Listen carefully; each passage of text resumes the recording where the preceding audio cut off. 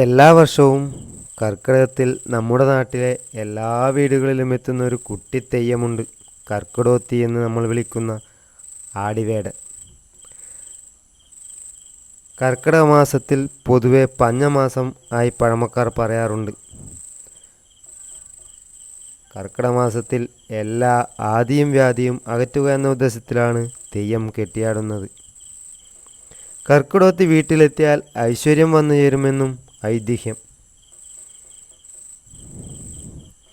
ചെറിയ കുട്ടികളാണ് ഈ തെയ്യം കെട്ടിയാടുന്നത്. വിളക്ക് വെച്ച് ഭസ്മൊഴിഞ്ഞ് വടക്കോട്ട് മറിച്ചാണ് നമ്മുടെ ആദിവ്യാധികൾ നീക്കിക്കളയുന്നത്.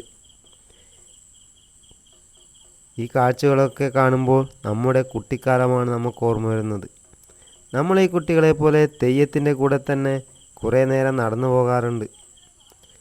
വീണ്ടും ഒരു പഞ്ഞമാസം തീരാൻ 2 ദിവസം ബാക്കി. ക്യാമറമാൻ പ്രതീഷ് കുട്ടാപ്പിയുടെ കൂടെ സബ്സ്ക്രൈബേഴ്സ് പുള്ളേഴ്സും. ഇതുപോലുള്ള നല്ല വീഡിയോയുമായി വീണ്ടും വരാം. താങ്ക്